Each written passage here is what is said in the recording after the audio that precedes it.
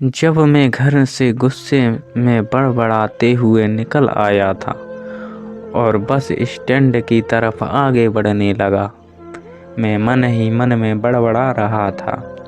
पता नहीं कितने पैसे छुपा के रखे हैं, लेकिन मेरे लिए एक बाइक नहीं ले सकते। अब मैं यहाँ से चला जाऊँगा और तब तक वापस नहीं आऊँगा जब तक मैं खुद के पैसों से एक बाइक नहीं खरीद लेता। इतना सोच ही रहा था, तभी मेरे पैर में मुझे कुछ चुभने का एहसास हुआ। नीचे देखा तो समझ आया कि जल्दबाजी में पापा के जूते पहन आया हूँ। उन जूतों में कील उभरी हुई थी, जो मेरे पैर में बार बार घाव किए जा रही थी। लेकिन उस समय गुस्सा अधिक था, तो मैं बड़बड़ाते हुए आगे बढ़ गया। एकाएक मुझे याद आया कि मैं पापा का पर्स भी साथ ले आया हूँ। मेरे खुरापाती दिमाग में एक ख्याल आया, क्यों न आज पापा का पर्स चेक किया जाए, जिसे आज तक उन्होंने किसी को हाथ तक नहीं लगाने दिया था। पता नहीं कौन सा खजाना छुपा है इस पर्स में, जो किसी को हाथ नहीं लगाने देते थे। जब मैंने पापा का वह पुराना पर्स खोलकर देखा तो उसमें पैसे तो नहीं मिले, लेकिन पैसों की जगह पर एक डायरी रखी हुई थी। तब मैंने सोचा, ओहो, तो यहाँ खजाना छुपा रखा है। मैं समझ रहा था कि यहाँ पापा ने लिखा होगा कि किससे कितने पैसे लेने हैं और किसको कितने पैसे दिए हैं, लेकिन मैं गलत था। जब मैंने उस छोटी सी डायरी का पहला पेज खोलकर देखा तो वहाँ पर जो लिखा था वह थोड़ा सीरियस कर देने वाला था। डायरी में जो लिखा था उसे पढ़ने के बाद मेरे चेहरे पर जो एक्सप्रेस थे वो गायब हो गए थे, क्योंकि डायरी में वैसा कुछ नहीं था जैसा मैं सोच रहा था। वहाँ पर उन पैसों का हिसाब लिखा हुआ था, जो अलग अलग कामों के लिए अलग अलग लोगों से उधार लिए गए थे। उस लिस्ट में कंप्यूटर के नाम पर भी पैसे लिए गए थे। कुछ यूँ लिखा था, 50,000 बेटे के कंप्यूटर के लिए। यह वही कंप्यूटर था जिसे मैं आज तक यूज कर रहा हूँ, लेकिन मुझे यह पता नहीं था उस कंप्यूटर को खरीदने के लिए पैसे कहाँ से आए थे। लेकिन आज पता चल रहा था। मुझे आज भी याद है जब मैंने पहली बार कैमरे के लिए जिद की थी, तो मेरे पापा ने मुझे 2 हफ्ते बाद मेरे बर्थडे पर ला कर दिया था, जिसे देखकर मैं बहुत खुश हुआ था। और मुझे खुश देखकर मुझसे कहीं ज़्यादा अगर कोई खुश था तो वह थे पापा। अब मेरे चेहरे से गुस्सा एकदम गायब हो चुका था। जब मैंने आगे का पन्ना पलटा तो वहाँ पर कुछ इच्छाएं लिखी हुई थीं।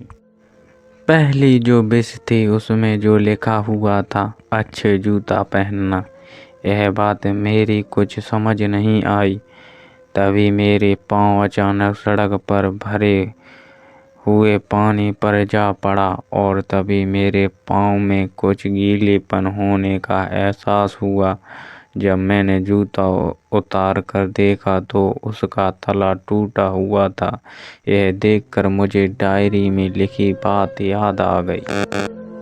तभी मुझे माँ पापा की कई बातें भी याद आ रही थीं कि कैसे माँ जब कहा करती थी पापा से, अब तो जूते पुराने हो गए, नए ले लीजिए, तो पापा अक्सर यह कहकर टाल दिया करते थे, जूते अभी और चलेंगे, अभी कुछ दिन पहले तो लिए थे। मुझे आज समझ आ रहा था कि कितने दिन और चलेंगे। साथ ही साथ ये भी समझ आ रहा था कि पापा पर्स को क्यों छुपा कर रखते थे। तभी उस डायरी को पढ़ते हुए उस बस स्टैंड पर पड़ी बेंच पर आकर बैठ गया। अब उस डायरी का आखिरी पन्ना बचा हुआ था। उस पन्ने को जब मैंने पलट कर देखा तो वहाँ पर कल की डेट लिखी हुई थी, तारीख के नीचे लिखा हुआ था 50,000 रुपये बाइक के लिए। बस इतना पड़ा और दिमाग सन्न रह गया। अब मेरे मन में कोई शिकवा गिला नहीं बचा था। बस मेरी आंखों से आंसू चले जा रहे थे। मुझे आज तक नहीं पता तब मैं क्यों रोए जा रहा था। अब मैं जल्दी से घर की तरफ भागा, लेकिन जूते की वह कील पाँव में अब तक घाव बनाने में कामयाब हो चुकी थी। मैंने जूतों को रास्ते में ही निकाल कर फेंक दिया और भागते लड़खड़ाते हुए घर जा पहुंचा। लेकिन पापा घर पर नहीं थे। मैं समझ गया वह कहाँ थे। मैं सीधा पास वाली बाइक एजेंसी की तरफ भागा। पता नहीं आज कहाँ से इतनी ताकत आ गई थी कि मैं भागते हुए भी थक नहीं रहा था, और वह भी बिना जूतों के नंगे पैर ही। जैसे तैसे बाइक एजेंसी पर पहुंचा। पापा वहीं थे। मैंने पापा को दौड़कर गले लगा लिया और मेरी आंखों से आंसू रुकने का नाम ही नहीं ले रहे थे। पापा को समझ नहीं पा रहे थे आखिर हो क्या रहा है, मैं क्यों रो रहा हूँ। मैंने पापा से कहा, पापा मुझे मोटरसाइकिल नहीं चाहिए, आप अपने लिए जूते ले लीजिए। अब आज से मैं जो भी करूँगा अपनी मेहनत से अपने बलबूते पर पढ़ लिख कर करूँगा। आज मेरी भी आंखें नम हुई हैं। मैं आज आपसे कहना चाहूँगा, ठीक ऐसे ही होते हैं हमारे पिता।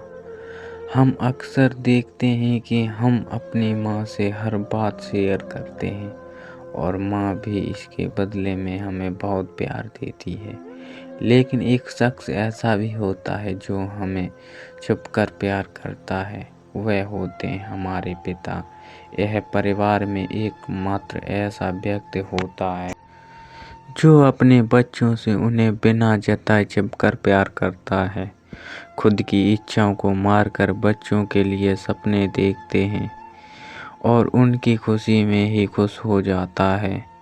मुझे नहीं पता कि आप अपने पेरेंट्स की इज्जत करते हो या नहीं, लेकिन अगर आपके पास पेरेंट्स हैं तो आप बहुत खुशनसीब हो, क्योंकि इस दुनिया में मैं बहुत से लोगों को तो पेरेंट्स का प्यार भी नसीब नहीं होता। अंत में यही कहना चाहूँगा कि माँ बाप की भावनाओं का सम्मान करें।